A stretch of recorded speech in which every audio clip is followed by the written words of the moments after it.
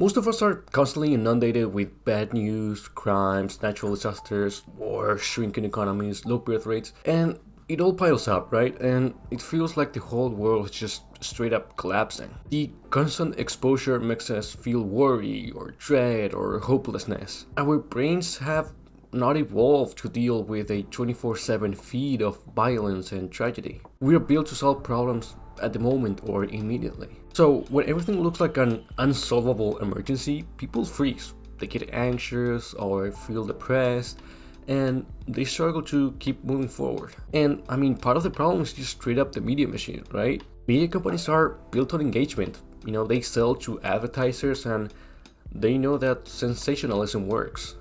Panic and outrage hooks people way better than calm, nuanced reporting, and algorithms reward shock and fury.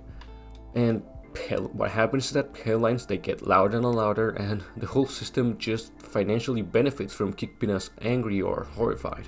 And keep in mind, this happens across the whole political spectrum. Nobody's immune to it. And the result is not just more headlines; it's a culture that makes you feel like the world is permanently on fire.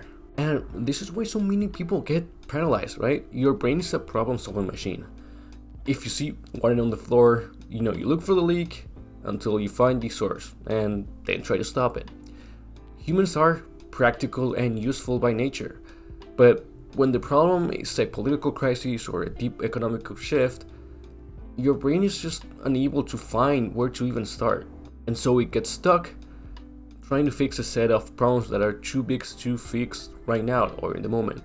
And that can be exhausting. And so what happens to many people is that their mind just gets stuck on global problems they cannot control. And they get so stuck in that they stop fixing these smaller, more solvable problems in their lives. The daily maintenance that keeps them functioning. Sleeping, proper meals, exercising, applying for a job if you don't have anything. The problem is that it's not just one of those things, they all tend to pile up.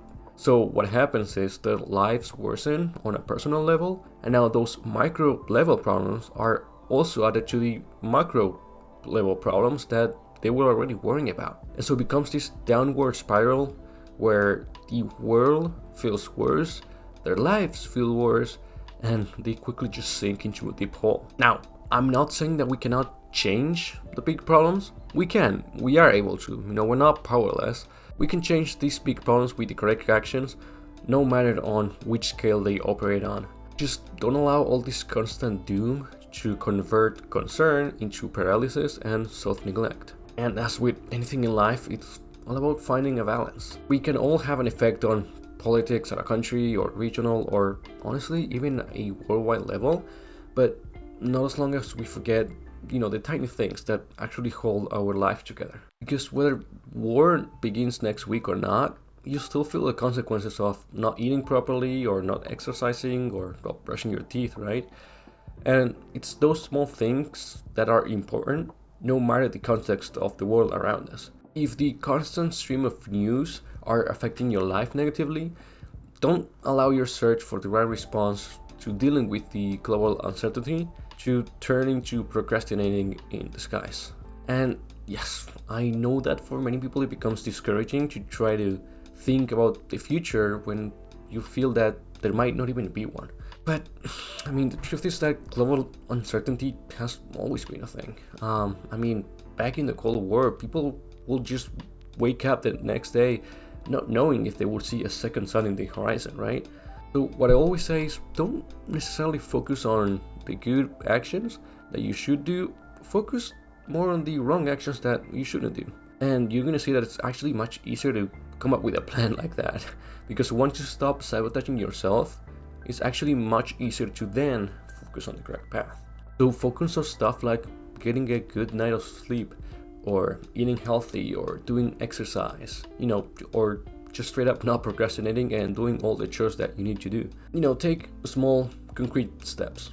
Waking up and fixating on how there's a war on another continent won't clean your room. Action beats endless analysis. And for some people, sometimes the correct action is to just straight up stop obsessively consuming the news.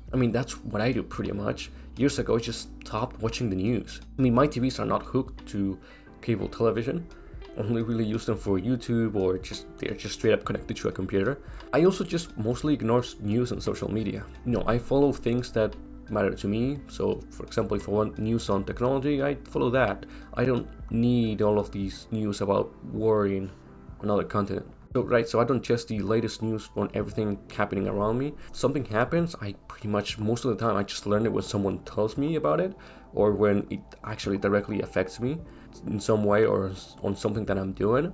And to be honest, I actually feel a lot happier that way. So I mean, even to this day, when I walk into a room that has a TV with the news on, just 10 minutes of it can leave me angry or powerless or scared about walking outside and getting stabbed or something. So yeah, that quickly reminds me about how good of a choice I made to just straight up stop watching the news. And if the idea of cutting out the news sounds extreme, I mean, that's fine. I mean, I'm not saying bury your head in the sand or anything, but it's fine if you want to try a more control approach. Limit how and when you consume the news. Maybe just turn off the TV off for a whole week. I'll unfollow, outrage heavy accounts or media accounts on social media, and see how that affects your mental health. I mean, yeah, and agreeing that the world has a serious problem is fine, but what you do after that thought is what actually counts. Don't let fear be an excuse to do nothing, and be careful with your thoughts. They shape your actions. Don't become the person who sits paralyzed because everything looks so scary or the future is uncertain. Keep moving forward, even if you don't know the final destination, right? The world has always been uncertain, and no one knows what will change, what will not change tomorrow. So don't let that paralyze you. It's always been like this. And as always, small steps beat standing still. And in an uncertain world, momentum is honestly your best defense. Anyways, I mean, that's all I really have for you today. I really appreciate you taking your time to listen to me. And well, if you liked the video, give it a like and subscribe if you're not already. So yeah, pretty interesting topic today. Let me know what you think, and have a great day, and bye.